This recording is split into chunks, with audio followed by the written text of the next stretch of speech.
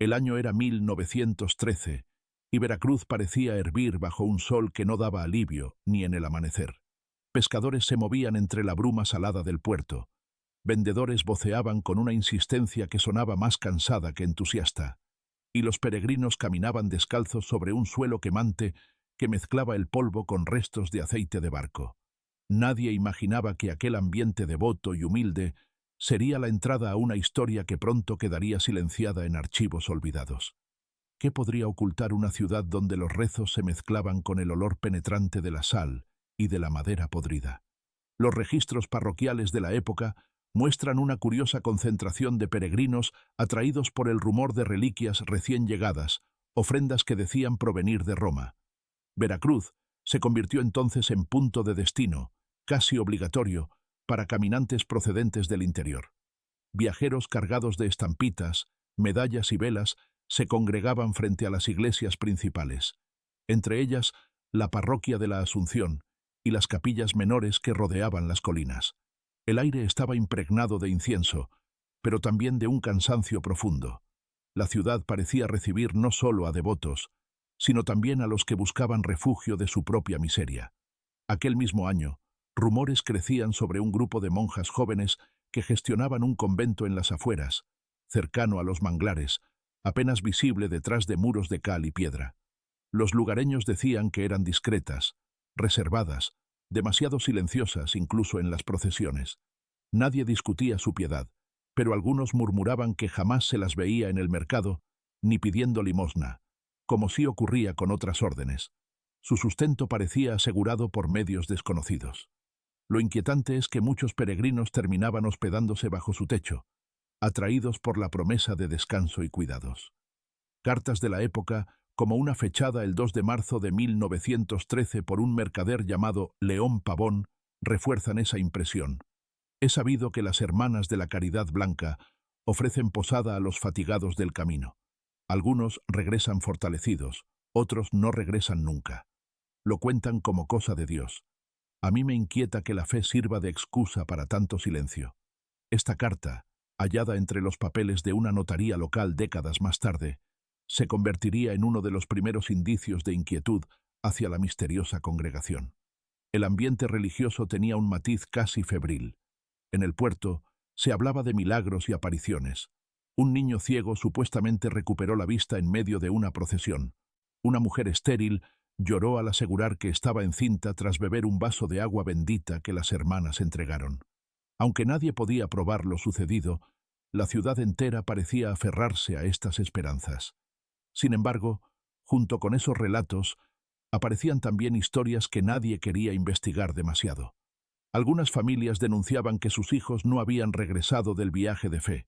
Otros aseguraban haber recibido cartas finales de parientes en las que la caligrafía parecía temblar, como si la mano que escribía estuviera dominada por algo más que cansancio. Los archivos del ayuntamiento consignan pequeñas pero inquietantes notas sobre esos extravíos. Una entrada fechada el 14 de mayo de 1913 dice: «Se recibió queja de familia Morales. El hijo Joaquín desaparecido tras estadía en convento». Otra nota apenas un mes posterior habla de una mujer no localizada después de refugiarse en casa de religiosas. Ninguno de estos casos pasó a mayores. Todos fueron clasificados bajo peregrinos extraviados. Lo extraño era que siempre, de una forma u otra, aparecía el mismo lugar de último hospedaje: la casa de las hermanas. Al caminar junto al río, los visitantes solían ver escapar humo blanco del convento, aun cuando no se celebraba misa. El olor no era de leña, sino de hierbas fuertes, un aroma que mezclaba dulzura y amargura, parecido a la cicuta o al láudano. Algunos vecinos decían que ese humo se metía en los cuerpos, que dejaba una sensación de mareo y sueño. Otros juraban que había noches en que las luces del edificio no se apagaban hasta el amanecer y que se escuchaban cánticos que no se parecían a los salmos conocidos. El enigma parecía tan profundo que incluso viajeros de paso comenzaron a registrar sus sospechas. Un capitán español que atracó en el puerto escribió en su bitácora: «Visité Veracruz, hallando ambiente de gran fe. Vi a las monjas conocidas como de la Caridad Blanca. Nada hay en su porte que revele malicia, pero sus ojos parecen mirar desde más adentro, como sin pestañear. Me incomodó quedarme mucho tiempo bajo esa mirada. Esta nota, conservada en archivos navales, pasaría desapercibida durante décadas, aunque con el tiempo se interpretó como un primer testimonio externo. La pregunta inevitable era, ¿qué sucedía detrás de aquellos muros encalados? La versión oficial, la que aún figura en relatos católicos de la región, sostiene que el convento cuidaba enfermos, daba pan a los pobres y protegía a huérfanos de la peste y la violencia. Sin embargo, testimonios indirectos hablan de algo más sombrío, algo que nunca se registró en papel. Los más osados mencionaban rituales nocturnos y agua mezclada con sustancias ajenas a toda bendición. La atmósfera de la Veracruz de 1913, con su calor pegajoso, puertos abarrotados y colinas pobladas de cánticos religiosos, era la máscara perfecta para encubrir lo anómalo.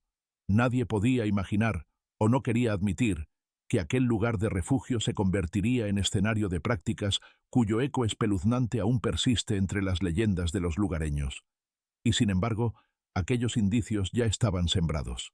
Cartas inquietas, registros olvidados, voces que empezaban a murmurar y a temblar al referirse a las hermanas de la Caridad Blanca. Eran apenas las primeras sombras de una historia que pronto demostraría que la devoción más profunda podía ocultar un horror ritual, meticulosamente disimulado bajo el manto de la fe. El convento se alzaba en una colina baja, cubierto por bugambilias que trepaban sobre muros encalados y pesadas puertas de madera. A simple vista, no parecía diferente de cualquier otra casa monástica de la región. Un campanario modesto, una entrada marcada por una cruz sencilla y un huerto que insinuaba autarquía. Pero lo que más llamaba la atención era el silencio. A diferencia de otras comunidades religiosas que llenaban los pueblos con cantos al amanecer, estas monjas casi nunca se dejaban oír. Su vida se desarrollaba en una penumbra vigilante, como si el aislamiento fuese un voto más allá del que dictaba la regla. Algunos cronistas locales de principios de 1913 mencionan que la orden no aparecía en los registros diocesanos habituales. No figuraba ni en informes de la curia, ni en anotaciones detalladas de obispados cercanos. Ese vacío dejaba lugar a la sospecha. ¿Qué grupo era realmente? Vecinos curiosos hablaban de la Caridad Blanca, aunque nadie supo precisar de dónde provenía tal denominación.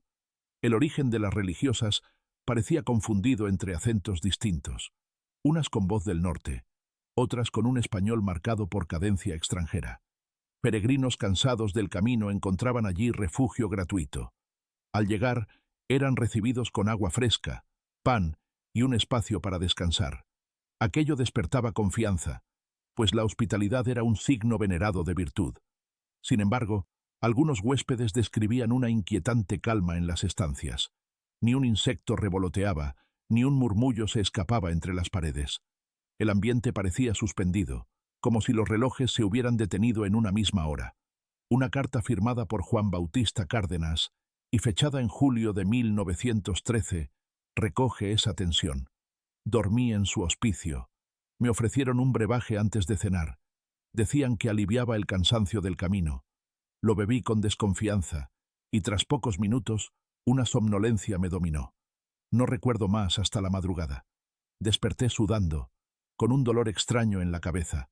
Hallé mi espalda húmeda, como si hubiera sangrado.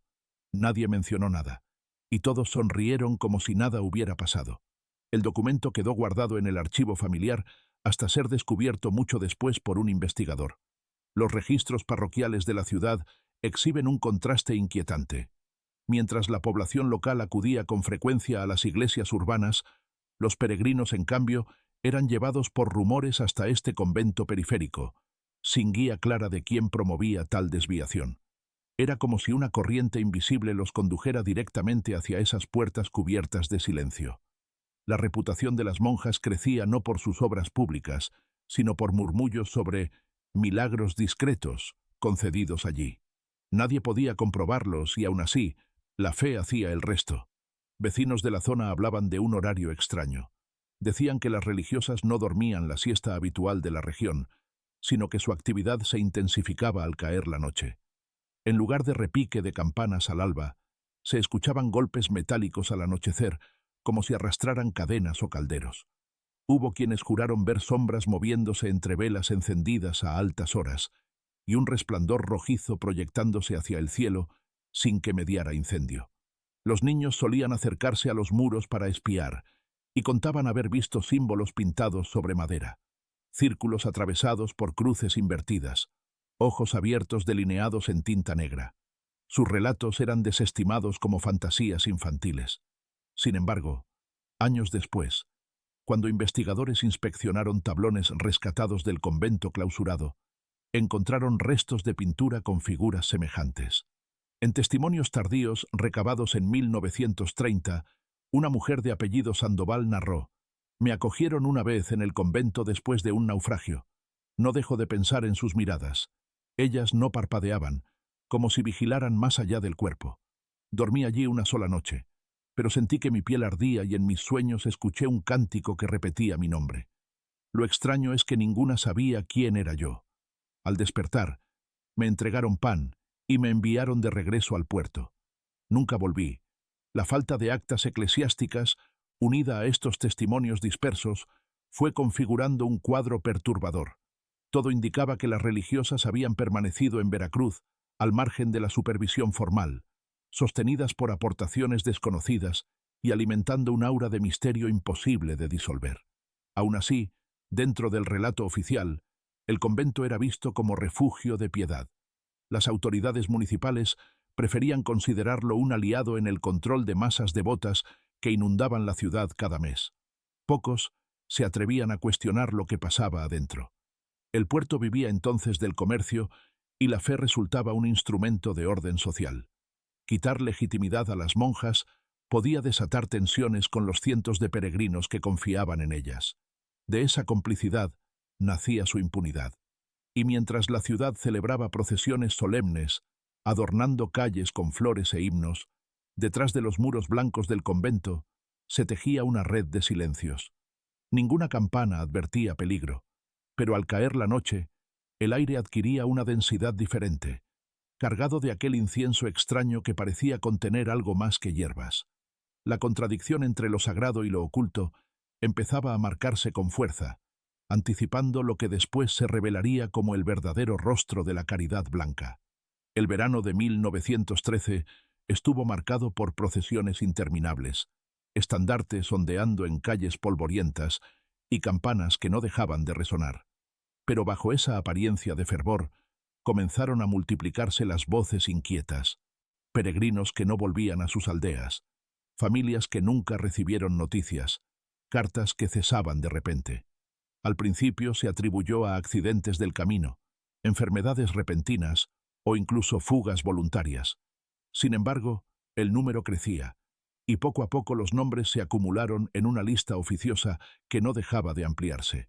Una nota del Diario de Veracruz, fechada el 11 de agosto de 1913, menciona vagamente: «Se continúan recibiendo quejas por extravío de viajeras y mozos devotos. La policía local toma nota, mas carece de personal para emprender búsquedas». El asunto parecía menor para las autoridades, una simple consecuencia de los tiempos convulsos. La revolución continuaba, y entre tanto caos, la desaparición de un número indefinido de peregrinos no levantaba verdadera alarma. Pero entre los vecinos de los barrios cercanos al convento se repetía un mismo patrón. Los extraviados habían sido vistos por última vez entrando en la casa de las hermanas. Algunos jornaleros aseguraron reconocer los rostros de hombres cansados tocando la puerta del convento, recibiendo un recipiente de agua antes de internarse en el zaguán. Jamás vieron salir a los mismos. No había cadáveres en calles, ni señales de asalto, solo desapariciones silenciosas que se esfumaban sin dejar rastro. El archivo familiar de los Morales conserva una carta escrita por la madre de uno de los extraviados, datada el 7 de septiembre. «Supimos por terceros que mi Joaquín llegó a Veracruz. Se guareció en casa de las monjas y nunca más supimos. Nos dicen que partió con otros hacia Tlacotalpan, pero nadie lo vio. No descansaremos hasta hallar explicación». Esa carta es uno de los pocos documentos donde se nombra directamente el convento como último paradero. Incluso aventureros y mercaderes comenzaron a desconfiar.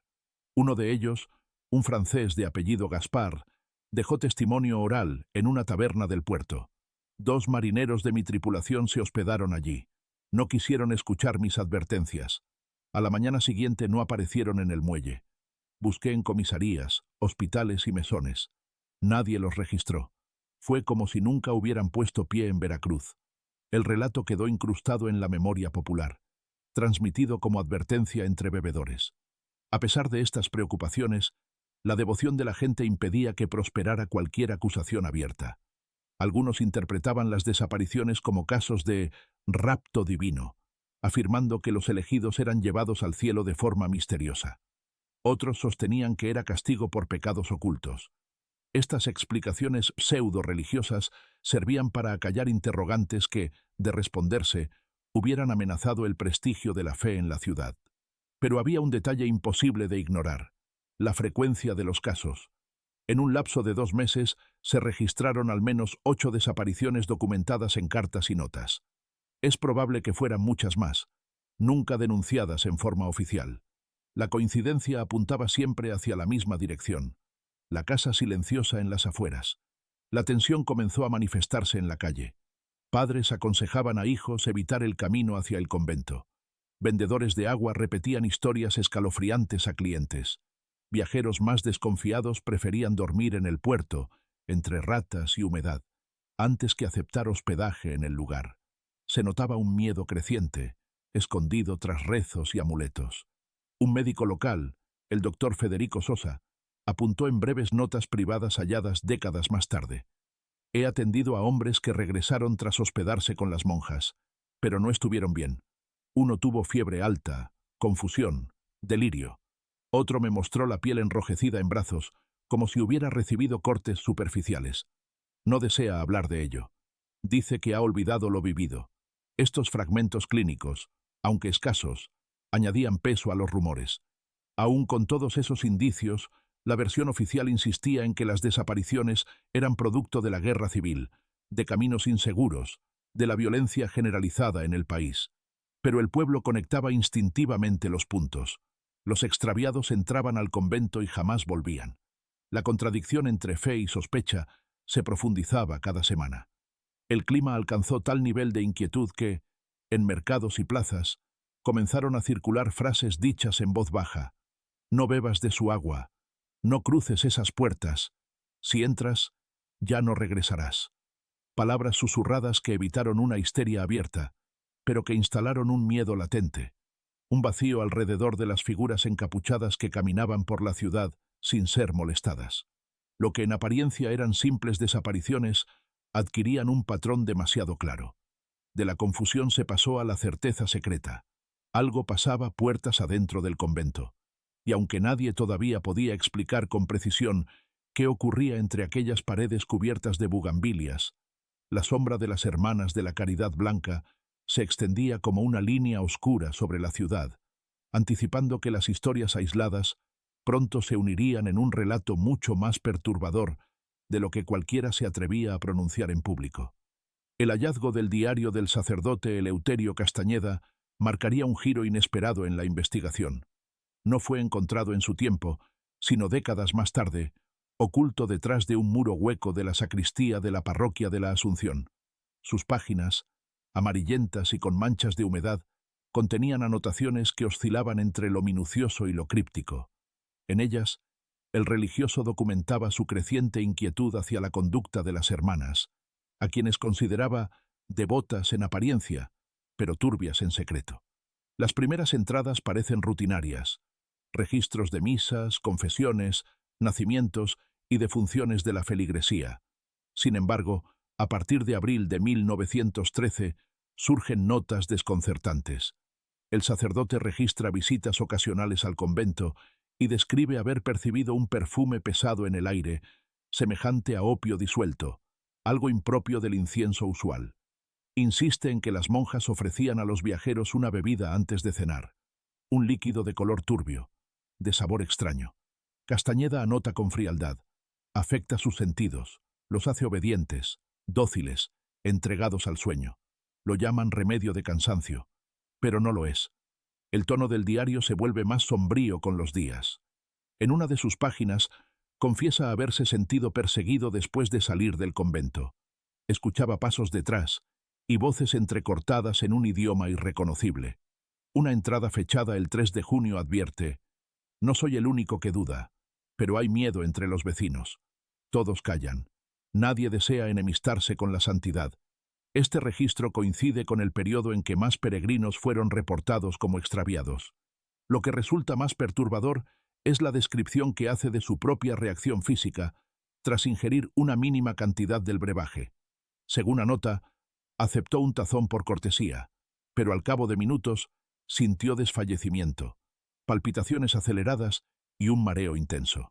La entrada del 17 de junio detalla: no recuerdo con claridad 2 horas enteras. Desperté en la capilla, arrodillado, como si hubiese estado rezando sin cesar. Ellas me miraban en silencio. Me sonrieron y sentí vergüenza de algo que no había hecho. Más adelante, el tono adopta un matiz casi desesperado. Reitera que ha observado marcas en los brazos de peregrinos acogidos por las hermanas, huellas punzantes, cicatrices finas en venas visibles. Dice haber preguntado discretamente, obteniendo siempre respuestas evasivas: heridas de camino, accidentes con espinas, picaduras de insecto. Él no se convence. Su conclusión provisional es brutal. Sustraen sangre bajo pretexto de cuidado, disfrazando caridad de sacrificio. El sacerdote comienza entonces a recopilar pequeñas pruebas. Escribe nombres de desaparecidos, horas en las que vio humo denso salir de las ventanas altas del convento y fragmentos de cánticos escuchados a la medianoche. Describe sílabas repetidas con cadencias que no corresponden al latín ni a rezo alguno de la Iglesia. Algunas anotaciones se hallan casi ilegibles, como si la mano hubiera temblado por miedo o enfermedad. De particular interés es la nota fechada el 22 de julio. He hallado símbolos en las paredes del claustro, extraños círculos unidos por líneas. Pregunté su significado. Respondieron que era simple ornamento, pero mi pecho se oprimió al verlos, como si transmitieran un mensaje oscuro. Ese testimonio coincide con otros rumores posteriores acerca de signos pintados en madera y piedra que habían sido observados por niños y campesinos vecinos. Los últimos pasajes escritos en agosto muestran a un Castañeda cada vez más aislado. Declara haber intentado comunicar sus sospechas al vicario, pero éste le ordenó silencio. La diócesis no deseaba conflictos en plena agitación social. El diario finaliza abruptamente a principios de septiembre con una frase aterradora por su vaguedad: ellas ya saben que he visto demasiado. Desde esa fecha no se conserva ni una sola nota adicional. La biografía posterior señala que Eleuterio Castañeda murió súbitamente de fiebres, aunque sin parte médico detallado.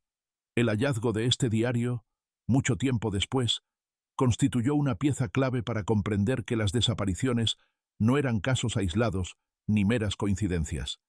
Ya en 1913 había por lo menos un observador dentro de la estructura eclesiástica que sospechaba el uso de drogas, la manipulación de viajeros y la extracción secreta de sangre.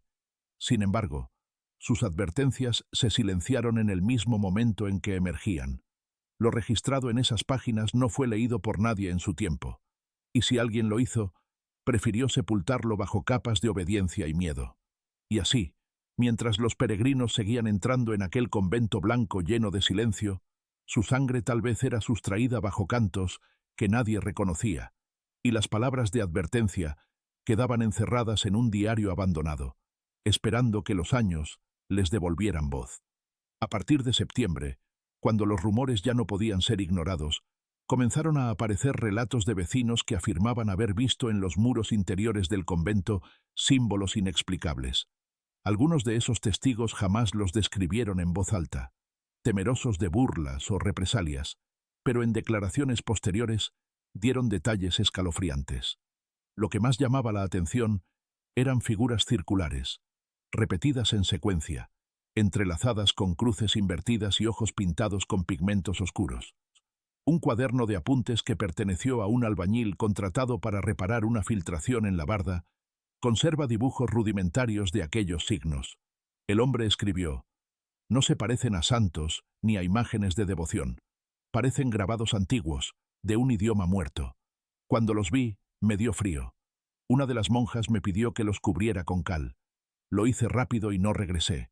El cuaderno fue hallado entre sus pertenencias tras su muerte años más tarde, guardado como si hubiera querido dejar constancia silenciosa de lo observado. Otros testigos, sobre todo niños intrusos que se acercaban por curiosidad, hablaban de marcas ocultas bajo la pintura blanca del claustro, líneas que formaban figuras geométricas imposibles, estrellas de más de 6 puntas con inscripciones diminutas. Uno de ellos, en un testimonio oral recogido en 1927, decía: «Si mirabas fijo, parecía que el dibujo se movía, como si fuera un ojo que respiraba». Nadie creyó estas palabras infantiles, pero coincidían entre sí con exactitud sospechosa. Además de los símbolos en muros, empezó a comentarse sobre objetos guardados en sótanos húmedos, cálices con manchas rojizas, telas impregnadas de olores metálicos y figuras talladas en madera que no representaban vírgenes ni santos. Un marinero portugués que logró entrar relató a un compañero que las figuras parecían idolillos, con cabezas demasiado grandes y bocas abiertas en gesto de grito. Su confesión, transmitida entre marineros, nunca fue comprobada oficialmente, pero quedaría grabada entre las advertencias populares. Particularmente inquietante resulta una nota encontrada en archivos judiciales, fechada en octubre de 1913, donde un gendarme anota: «En inspección visual externa al convento se observaron pinturas semicubiertas en la parte alta. Se notifica a la jefatura. Ninguna orden de intervención fue emitida». Ese registro confirmaba que incluso autoridades locales habían atisbado símbolos, aunque se retiraron sin actuar. Los símbolos, según análisis de décadas posteriores, podrían tener afinidades con tradiciones herméticas antiguas, un sincretismo imposible de explicar en monjas supuestamente dedicadas solo a la caridad. Investigadores que revisaron tablones conservados en bodegas municipales aseguraron que la pintura contenía pigmentos no habituales en la región, mezclas de óxido de hierro y resinas vegetales, utilizadas en ceremonias arcaicas de distintos continentes. Tal hallazgo reforzaba la hipótesis de prácticas rituales cuidadosamente enmascaradas bajo un disfraz católico. Los peregrinos que lograban salir de aquel hospicio, pocos y silenciosos, coincidían en una sensación común: sueños con visiones rojas, cánticos repetidos y la imagen persistente de ojos. No sabían explicar si era efecto del cansancio, del brebaje ofrecido o del entorno cargado de símbolos. Pero la coincidencia era demasiado grande para ignorarla. El diario del sacerdote Castañeda, ya citado, también menciona estos signos. Los conecta con sensaciones de opresión y con un dolor de cabeza insoportable al contemplarlos. Insinúa que no eran meros adornos, sino herramientas conductoras de aquello que las hermanas llamaban oraciones nocturnas. Según su interpretación, las imágenes servían como umbral para prácticas que se apartaban radicalmente de la liturgia conocida. En la memoria popular, los símbolos se convirtieron en advertencia. Años después, campesinos de la región evitaban dibujarlos siquiera en arena, convencidos de que atraían desgracia. Algunos aseguraban que bastaba con mirar fijamente una de esas figuras para sentirse observado desde adentro. El mito local adoptó entonces la expresión «los muros que miran». Lo perturbador era que, pese a todas estas señales, el convento seguía funcionando con aparente normalidad. Las monjas salían al mercado lo justo, intercambiaban palabras mínimas con comerciantes y regresaban sin incidentes. Nada podía probarse de modo formal, y sin embargo, las paredes guardaban esas marcas como cicatrices visibles de lo oculto. Eran, en definitiva, huellas que abrían preguntas más grandes. ¿A qué servía la sangre sustraída? ¿Qué rol jugaban esos símbolos en rituales secretos? Nadie tenía certezas entonces, pero la acumulación de indicios iba dibujando un escenario cada vez más sombrío.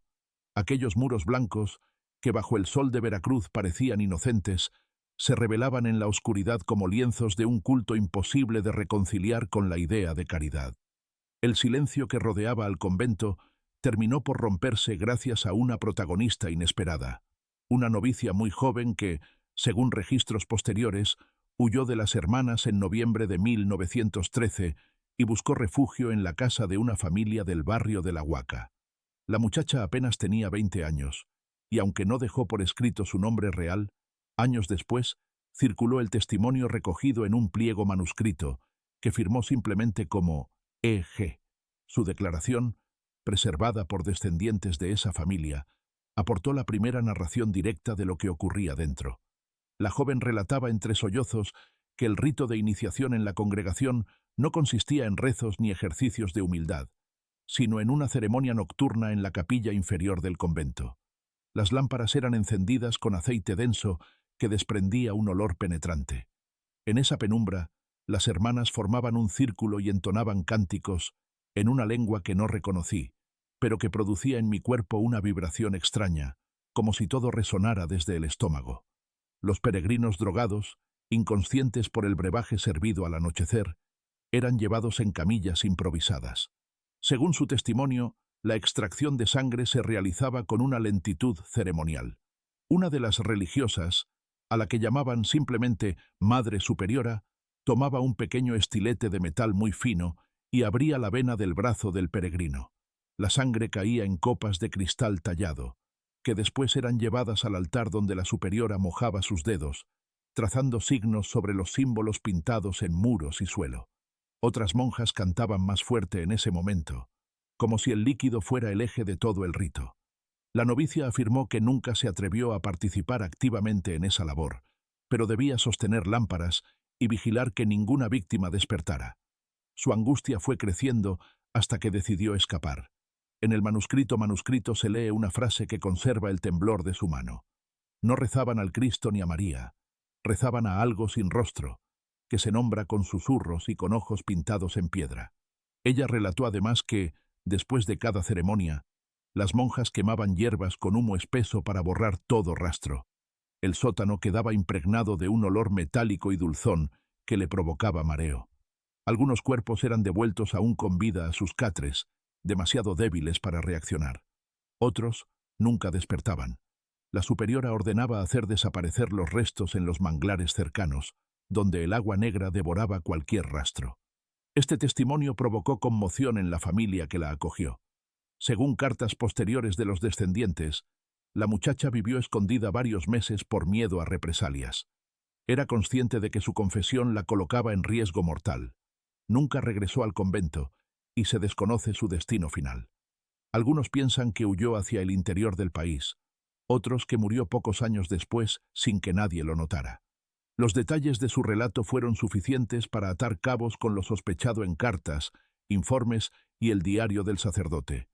Las menciones al estilete metálico, al brebaje y a los cánticos coincidían de manera inquietante con fragmentos dispersos recogidos en otras fuentes. Esta convergencia transformó rumores en un cuadro consistente de terror ritual. Resulta significativo que su testimonio no buscara venganza ni protagonismo. En ningún momento aparece un tono acusatorio contra personas específicas. Más bien se percibe miedo absoluto, un intento de desahogar escenas que no podía cargar sola. La ambigüedad misma reforzaba su credibilidad. Años más tarde, cuando investigadores locales recopilaron historias orales sobre el convento, el nombre de aquella novicia volvió una y otra vez. Era recordada como la que escapó o la que reveló la sangre. Incluso algunos ancianos la mencionaban con respeto reverencial, como si su huida hubiera abierto una grieta en el silencio impuesto por décadas. La novicia aseguró que más de una vez escuchó conversaciones internas que hablaban de Veracruz solo como un punto de paso. Según esas charlas, la congregación formaba parte de una red más amplia, con casas semejantes en otras regiones del país.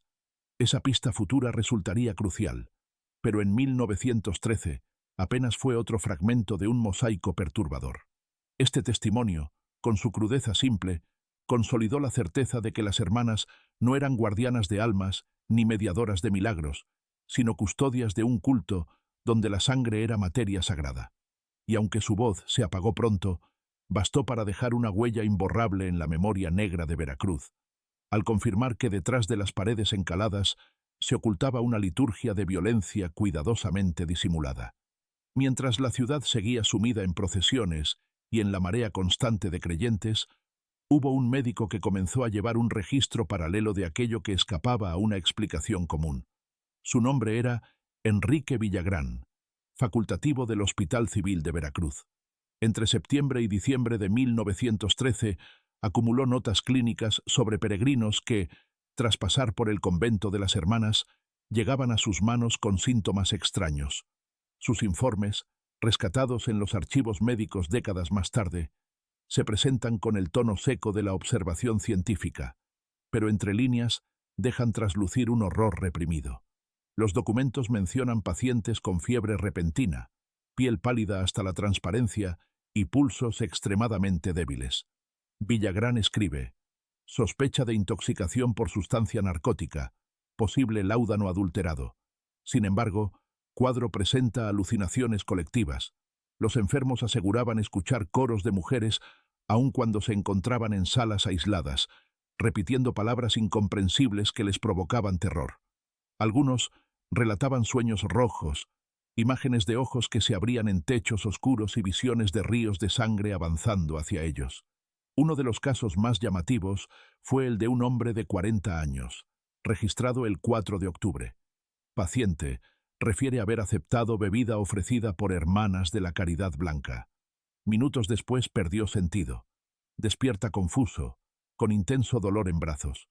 Exploración revela cortes superficiales lineales, simétricos, en venas internas. No corresponde a accidente de camino.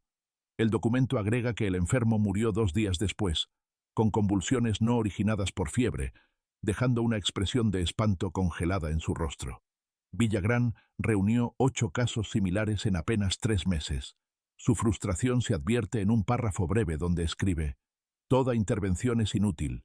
Vuelven a delirios de cánticos, pronuncian nombres que no puedo escribir correctamente. Insisten en que fueron ofrecidos, no curados. La ciencia de su tiempo carecía de recursos para explicar lo vivido por esas personas, pero su insistencia en las coincidencias muestra que intuía una causa externa, ajena a la simple enfermedad. Los testimonios de pacientes sobrevivientes añadían detalles perturbadores. Una mujer confesó entre susurros que había sentido manos sujetándola en la oscuridad, mientras alguien susurraba plegarias en su oído. Al despertar, encontró marcas púrpuras en su cuello y venas, como si hubiera sido utilizada en un procedimiento extraño. Otro paciente describió haber visto rostros encapuchados alrededor de él cuando abrió los ojos por segundos, antes de volver a perder el sentido. En el hospital comenzó a correr la voz. Enfermeros y practicantes repetían que quienes llegaban del convento no eran como los demás enfermos. Tenían un olor peculiar, una mezcla de hierbas dulces y algo metálico que impregnaba su piel y su aliento. Algunos aseguraban que cuando morían, sus cuerpos tardaban tiempo inusualmente largo en enfriarse y que desprendían pequeñas gotas de sangre fresca, aunque ya hubieran pasado horas del fallecimiento. El propio Villagrán dudó en elevar un informe formal. Las autoridades sanitarias se hallaban rebasadas por la violencia de la revolución y apenas podían ocuparse de epidemias comunes. Nadie quería abrir una investigación contra una congregación religiosa con tanta devoción popular. Así, su archivo quedó guardado en una carpeta simple, clasificado bajo fiebres no identificadas. Años después, cuando fue revisado por investigadores civiles, la conclusión fue clara. Aquellos registros eran pruebas involuntarias de extracciones rituales disfrazadas de enfermedad. Los cortes simétricos, la persistente anemia y los delirios sobrecánticos daban forma a un patrón imposible de ignorar. El médico había sido testigo indirecto de la liturgia de sangre que otros intentaban denunciar en cartas y diarios. Lo más inquietante en sus notas es una afirmación final, escrita con letra temblorosa en diciembre. No son 3, ni 5 pacientes. Estimo que son decenas en los caminos. Estos casos llegan solo cuando no mueren en sitio. Lo demás, nunca lo sabremos. Esa frase resume el límite que enfrentó un testigo atrapado entre el deber médico y la conspiración de silencio que dominaba Veracruz. El archivo clínico de Villagrán se convirtió en pieza fundamental para entender cómo lo inexplicable dejaba rastros incluso en la ciencia. Lo que para los creyentes eran milagros o desapariciones, para él eran cuerpos marcados por signos objetivos de violencia oculta. Y aunque sus informes fueron olvidados por años, contienen la huella exacta de un horror que se intentó maquillar con rezos y campanas, pero que se manifestaba en carne viva en los pasillos del hospital. Durante aquellos meses finales de 1913, los vecinos comenzaron a hablar entre ellos con creciente desesperación. La ciudad portuaria de Veracruz tenía ya suficiente con la incertidumbre política y la violencia en las rutas comerciales, pero lo que ocurría junto al convento añadía un temor difícil de acallar. Las noches del puerto se vieron entonces envueltas en una atmósfera inquietante, que pronto se convirtió en leyenda. Ruidos metálicos, cánticos y luces insólitas emanaban desde la capilla. Mujeres que vivían en casas de madera cercanas aseguraban que, cuando el viento soplaba hacia la costa, se alcanzaban a escuchar voces entonando cantos extraños, distintos al gregoriano habitual. Eran frases repetidas, con vocales prolongadas, como si un coro inacabable murmurara desde detrás de los muros.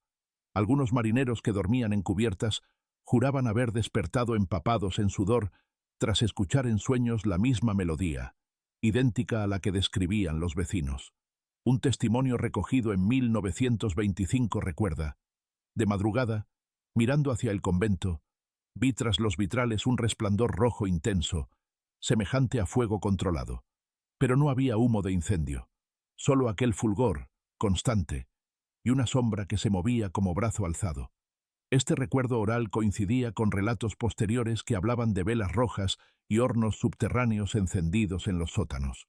En los muelles, marineros portugueses y franceses intercambiaban historias. Decían que, al acercarse a las inmediaciones del convento, un olor metálico impregnaba el aire, intenso como hierro o sangre reciente. Muchos evitaban atravesar el callejón que conducía al edificio y preferían dar largas vueltas, aunque la ruta fuese menos segura. La superstición pronto les llevó a marcar con cruces improvisadas las tablas de sus barcos, convencidos de que las monjas olían la sangre como animales en la noche. Hubo incluso reportes de apariciones. Un cochero aseguró ver a dos mujeres vestidas de hábito caminar sobre la playa a medianoche, portando recipientes. Lo extraño es que, según su declaración, no dejaban huellas en la arena, aunque la marea estuviera baja y el suelo húmedo.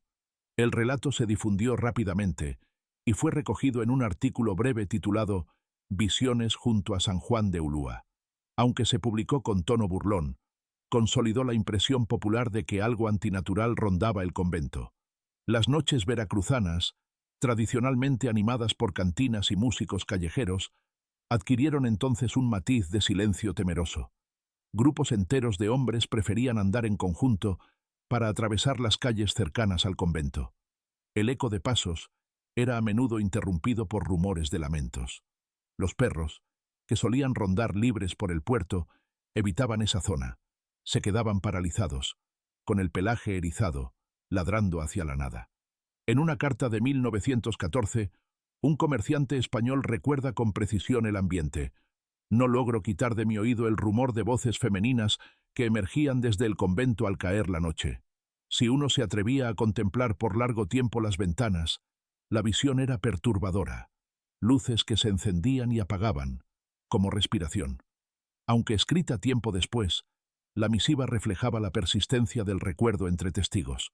Esa atmósfera generó entre la población un código tácito. De noche, nadie debía acercarse. Las familias avisaban a los hijos con frases graves: «Cuando sopla el viento del convento, cierra las puertas». Con el tiempo, esta advertencia se transformó en refrán local, repetido incluso por quienes ya no sabían el origen de la frase. El puerto, escenario natural de comercio y bullicio, terminó así contaminado por una tensión invisible. Los cantos que flotaban en el aire, las luces rojizas, el humo cargado de olores extraños y las supuestas apariciones configuraban un paisaje nocturno en el que lo cotidiano y lo sobrenatural se mezclaban. Veracruz se convirtió en un lugar donde la fe y el miedo caminaban juntos por las calles, marcadas por la presencia inquietante del convento que, aun en total silencio, continuaba imponiendo su sombra. Las sospechas ya no eran únicamente murmuradas entre vecinos atemorizados. Con el paso de los meses comenzaron a aparecer señales claras de que ciertas autoridades, aunque enteradas de lo que ocurría en el convento, preferían callar. La investigación posterior demostró que existía una red de complicidades tejida con cuidado, un entramado de silencios comprados que permitió a las Hermanas de la Caridad Blanca actuar sin obstáculos en Veracruz. Los documentos conservados en el archivo estatal Incluyen oficios policiales en los que se reportaban desapariciones de peregrinos. La nota marginal en varias de esas hojas resulta reveladora.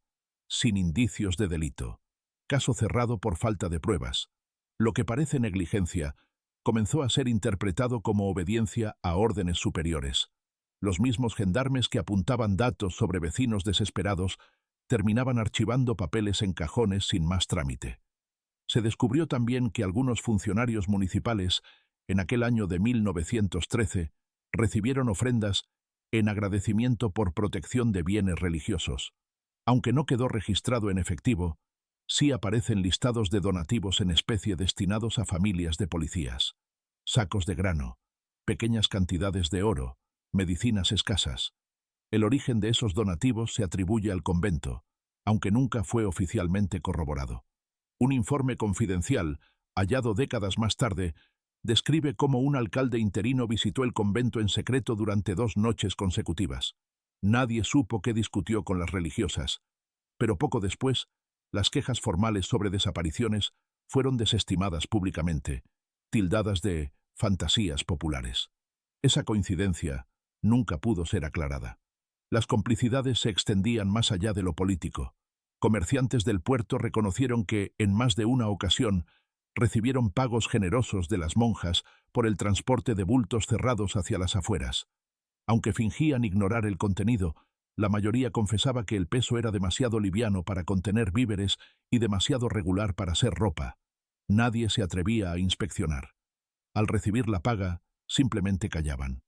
Lo más alarmante apareció en correspondencia privada entre militares acantonados en la fortaleza de San Juan de Ulúa. En una carta fechada en diciembre de 1913, un teniente escribió: «Se nos recomienda no intervenir en asuntos de esas religiosas. Dicen que colaboran con el orden social, evitando alborotos. Mantengo mis dudas, pero obedeceré». Ese fragmento confirma que la inacción militar no fue casual, sino ordenada con precisión. Vecinos que intentaron denunciar formalmente fueron intimidados. Una familia relató que, tras quejarse en comisaría, hombres desconocidos rondaron su casa durante la noche. Los pasos y golpes en la puerta cesaron solo cuando guardaron silencio. Desde entonces, la frase «no digas nada de las hermanas» se convirtió en advertencia tácita en los barrios. Este tejido de complicidad permitía al convento alimentar su fachada de santidad, mientras en sótanos y salas prolongaban los rituales descritos por la novicia fugitiva. La alianza entre devoción popular y corrupción institucional generó una protección casi impenetrable. En retrospectiva, los investigadores concluyeron que las desapariciones pudieron continuar tanto tiempo precisamente por esa connivencia. No se trataba de negligencia aislada, sino de un sistema donde funcionarios se beneficiaban del silencio. Quienes vivían en los alrededores comprendían que ningún auxilio llegaría de las autoridades, y por ello se replegaron en supersticiones para protegerse. Esa red se mantuvo activa hasta bien entrado 1914, cuando cambios políticos y militares terminaron alterando el equilibrio. Pero aún entonces, la sensación persistente era que demasiado poder se había entregado a unas mujeres cubiertas de hábito que dominaban la ciudad no con armas, sino con secretos y con favores repartidos en la penumbra. El convento, gracias a sus alianzas invisibles, siguió intocable, y cada noche de cánticos y humo quedó borrada de informes oficiales mientras la población se consumía de miedo en silencio absoluto. El año de 1914 trajo consigo un acontecimiento que, aunque registrado con discreción, selló para siempre el destino del convento. Una fuerte tormenta, acompañada de vientos huracanados, provocó el derrumbe parcial de una bodega subterránea en las inmediaciones del edificio. El suelo cedió y dejó al descubierto una cámara oculta bajo la capilla. Los primeros en verla fueron operarios que retiraban escombros. Intentaron tapar el hallazgo, pero lo que encontraron resultó imposible de ocultar. Los testimonios recogidos después hablan de un hedor insoportable, mezcla de humedad y sangre añeja, que emergió de aquel hueco. Al iluminar con lámparas de aceite, los trabajadores descubrieron restos humanos. Eran esqueletos incompletos, aún con trazas de tejidos adheridos, acomodados en filas torpes. No presentaban entierro digno. Los huesos estaban apilados, algunos con cortes visibles en brazos y cuellos, como si hubieran sido víctimas de desangramiento. Entre ellos se hallaron fragmentos de hábitos, medallas rotas y zapatos de peregrinos. Uno de los obreros, en declaración posterior, señaló: «Vi un cráneo con agujero fino, como hecho a propósito, no por accidente. Vi tibias quebradas con cortes limpios. Eso no es muerte de camino, es sacrificio». Sus palabras fueron recogidas en acta informal por un funcionario, aunque el documento jamás pasó al registro oficial. Además de los restos humanos, la cámara reveló objetos litúrgicos extraños. Había cálices metálicos cubiertos de óxido, algunos con manchas oscuras que nunca pudieron eliminarse, recipientes de cristal con residuos solidificados color marrón, y un altar de piedra donde estaban grabados los mismos símbolos descritos por la novicia y por el sacerdote Castañeda. La coincidencia resultaba demasiado clara para ser negada. Los trabajadores, aterrados, notificaron a sus superiores, y pronto las autoridades municipales acudieron al lugar. La reacción, sin embargo, fue ambigua. Algunos insistieron en cerrar la entrada de inmediato y calificar el hallazgo de simples enterramientos de emergencia durante epidemias pasadas. Otros, más conscientes, comprendieron que los signos y los objetos no podían pertenecer a un entierro común. El conflicto se resolvió en silencio. Se tapió la bodega y se ordenó a los obreros callar. Aún así, el rumor se propagó. Los vecinos de los alrededores comenzaron a decir que el convento no solo drogaba y desaparecía peregrinos, sino que utilizaba sus cuerpos en rituales sistemáticos. El miedo tomó otra forma. Ya no era solo sospecha de desapariciones, sino certeza de asesinatos rituales. Veracruz se vio embargada por un secreto que nadie deseaba mencionar, pero que todos conocían en su interior. Años después, fragmentos de aquellos hallazgos reaparecieron en bodegas municipales. Se encontraron tablillas y un cáliz oxidado con inscripción ilegible. Peritos modernos confirmaron que las manchas contenían hierro en proporciones equivalentes a sangre humana, impregnada en el metal. El altar de piedra, sin embargo, desapareció sin dejar rastro. Se presume que autoridades lo trasladaron a un depósito clerical y lo escondieron bajo otro nombre. El hallazgo de los sótanos selló la relación del convento con las desapariciones. No quedaban dudas. El lugar había sido escenario de extracciones de sangre ritualizadas, de muertes encubiertas bajo una fachada de caridad. Aunque la versión oficial insistió en enterramientos antiguos, la población comprendió lo ocurrido. Esa certeza no encendió las calles, pues el miedo seguía siendo mayor que el deseo de justicia. Pero desde entonces, las campanas del convento ya no sonaron igual. El eco parecía arrastrar consigo los lamentos de quienes nunca regresaron. Lo que quedó de esa cámara subterránea, tapada y silenciada, se convirtió en centro de leyendas. Algunos dicen que en noches de tormenta el suelo de la capilla vibra y que los huesos enterrados golpean buscando salir. Otros creen que el altar aún permanece bajo la tierra, absorbiendo la sangre derramada como parte de un pacto que no se disolvió con el sellado. Con cada año, la voz popular reiteraba lo mismo. Las hermanas habían dejado un rastro imposible de borrar. La clausura forzada del convento en 1914, tras el hallazgo de los sótanos, no significó el final del culto.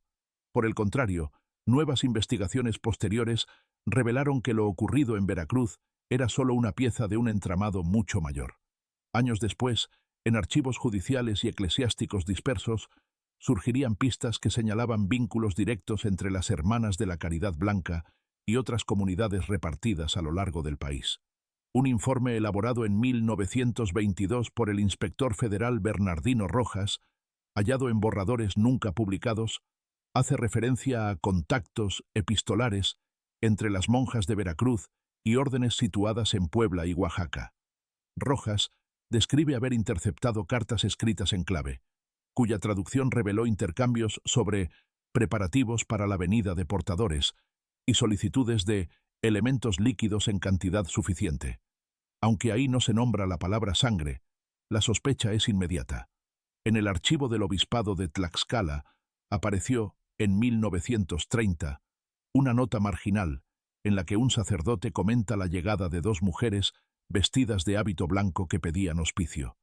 El sacerdote añade: «Dicen venir de Veracruz, expulsadas por revuelta». Su modo de hablar inspira recelo. preguntan por lugares apartados y oscuros para oración prolongada. Esa breve anotación, ignorada en su tiempo, cobra sentido al considerarse que el convento original había sido desmantelado 16 años antes. Los marineros portugueses también hablaban de haber transportado mujeres similares en navíos que zarpaban hacia Yucatán. Sus relatos, recogidos en tabernas, coincidían en que viajaban con cofres sellados que nunca permitían abrir. El rumor local aseguraba que dentro transportaban reliquias sagradas, pero la memoria de Veracruz hacía sospechar que se trataba de objetos rituales o restos de la liturgia de sangre. Durante excavaciones hechas en 1941 en un convento abandonado cerca de Orizaba, investigadores hallaron símbolos pintados idénticos a los descritos en Veracruz, círculos con ojos y líneas entrelazadas como nervaduras. En las paredes aún quedaban restos de pigmento rojo oscuro, como si las figuras hubieran sido repintadas con fluidos distintos a la pintura. Ese hallazgo probaba que los ritos no solo continuaron, sino que se replicaron a otros espacios. Las entrevistas realizadas a ancianos de comunidades serranas mencionaban también a mujeres vestidas de blanco que aparecieron en los años posteriores, siempre ofreciendo refugio a caminantes y siempre desapareciendo tras unos meses. No dejaban rastros salvo en la memoria colectiva, olores metálicos de humo, cantos nocturnos y la constante sensación de ser observados por ojos invisibles. El investigador universitario Rafael Cárdenas presentó en 1956 un documento titulado Red de ritos ocultos en conventos dispersos. Allí vinculaba oficialmente los casos Veracruz, Puebla, Tlaxcala, Orizaba. Afirmaba que los símbolos y los testimonios coincidían con descripciones de cultos antiguos originados en Europa durante los siglos XVII y XVIII. Según su hipótesis, las hermanas constituían un eslabón de una cadena secreta que había viajado con migraciones religiosas y se había disfrazado de caridad cristiana en distintos lugares del continente. El trabajo le valió censura inmediata y su carrera quedó arruinada. Pero las copias del informe siguieron circulando de manera clandestina. El rastro internacional no fue descartado. Existe una carta conservada en un museo de Lisboa, donde un clérigo refiere haber recibido a dos religiosas mexicanas de costumbres raras que buscaban establecerse en conventos portugueses en 1925. La carta termina abruptamente con la frase: «No conviene darles acogida, su culto es ajeno a nuestra fe». Todo este conjunto de documentos y rumores fue trazando un mapa siniestro. Veracruz no había sido un caso aislado, sino el epicentro visible de una red extendida y clandestina. La práctica de extracciones de sangre y cánticos en lenguas extrañas se repetía en distintos puntos, como una liturgia subterránea que cambiaba de lugar para sobrevivir. Al mirar hacia atrás, se comprendió que la clausura del edificio en la costa había sido insuficiente. Las monjas habían sembrado ya sus signos y sus cánticos en otras tierras. Veracruz fue apenas una de las puertas, y su cierre no garantizó que en otras regiones las voces nocturnas siguieran repitiéndose. Los ecos de ojos pintados y brebajes narcóticos habían encontrado nuevos conventos donde ocultarse, expandiendo así un culto que jamás se interrumpió del todo, sino que solo se dispersó en un silencio eficaz. El convento de Veracruz fue finalmente clausurado por órdenes civiles a mediados de 1914, y sus muros quedaron abandonados, cubiertos de maleza y silencio. Oficialmente, se explicó que el edificio presentaba ruinas peligrosas tras la tormenta, y la comunidad religiosa fue trasladada sin ruido a lugares desconocidos. Sin embargo, para los habitantes, aquel cierre no representó el fin, sino solo un cambio de escenario. La idea de que los ritos nocturnos habían continuado en secreto se convirtió en convicción colectiva. Durante años, los vecinos afirmaron seguir escuchando voces entre las ruinas tapadas, rumores que parecían ascender desde la tierra húmeda de los sótanos sellados. En noches de tormenta, algunos juraban que las campanas oxidadas volvían a sonar sin que nadie las tocara. El eco de los cánticos, más sordo, parecía regresar con cada ráfaga de viento salado desde la costa. Así, aunque el convento estuviera cerrado, la presencia no desapareció de la memoria ni de la vida cotidiana del puerto. Documentos sellados en archivos eclesiásticos reforzaron esas sospechas. Un inventario de bienes elaborado tras la clausura Omitía objetos descritos por los trabajadores que descubrieron los sótanos: cálices manchados, recipientes con residuos, el altar pétreo. Todo aquello desapareció sin explicación, como si hubiera sido retirado intencionalmente para protegerlo o trasladarlo a otro lugar. Ese vacío documental alimentó la noción de que la Iglesia misma colaboró en encubrir los hechos, cerrando cualquier posibilidad de denuncia pública. Los cronistas de la ciudad recogieron desde entonces múltiples leyendas. Una común decía que quienes se aventuraban a entrar en las ruinas podían escuchar rezos en lenguas sin nombre, sentir frío aunque ardiera el verano, y encontrarse con dibujos reapareciendo en las paredes, pese a que habían sido cubiertos tiempo atrás. Los campesinos vecinos advertían a los viajeros: no mires los muros cuando llueve, porque los símbolos regresan con el agua. Investigadores posteriores, al revisar los archivos médicos de Villagrán y los diarios de Castañeda, intentaron componer un hilo coherente, pero toparon siempre con documentos incompletos, páginas arrancadas y prohibiciones de acceso. Lo mismo ocurrió con los testimonios de la novicia fugitiva: copias imprecisas, notas sin firma, relatos transmitidos oralmente como susurros. Todo parecía diseñado para mantener la historia en un umbral entre lo cierto y lo inasible. La clausura del convento en Veracruz se interpretó entonces no como un final, sino como el inicio de una dispersión. Los rumores confirmados en Puebla, Orizaba y Tlaxcala apuntaban a un movimiento soterrado. Veracruz fue solo la primera grieta visible de una red que eligió otros muros, otras capillas, otras madrugadas para perpetuar su práctica. Lo que se enterró en 1914, entre huesos y humo rojo, siguió respirando en silencio bajo distintos disfraces. Hasta hoy, el edificio permanece como ruina visitada por curiosos. Guías locales cuentan la historia en susurros, enseñando puertas tapiadas, muros con manchas extrañas y fragmentos de piso donde las piedras parecen teñidas de un rojo que nunca desapareció del todo. Dicen que algunos visitantes sienten mareo inmediato al traspasar el umbral, como si aún flotara el mismo humo narcótico de siglos atrás. Otros aseguran haber despertado de improviso, tras dormitar en las inmediaciones, con pequeños cortes en la piel que no saben explicar. Los archivos oficiales continúan guardados bajo llave. Versiones contradictorias circulan todavía, unas negándolo todo y otras amplificando detalles imposibles de verificar. Pero la pregunta persiste, tan clara como en 1913. ¿Qué ocurrió realmente tras los muros del convento blanqueado por la brisa marina? La historia parece resistirse a un cierre definitivo. Y mientras nadie responda con certezas, lo único indudable es que las sombras continúan. El silencio, el olor metálico y los símbolos ocultos siguen apareciendo en otros lugares, como si la herencia de las hermanas no hubiera terminado jamás. La clausura selló muros, pero no apagó la liturgia. El eco aún se arrastra, insinuando que lo visto en Veracruz es apenas un fragmento de un relato que todavía respira, y cuyo desenlace, si llega, permanece pendiente, escondido en algún convento olvidado, esperando otra tormenta para salir a la luz.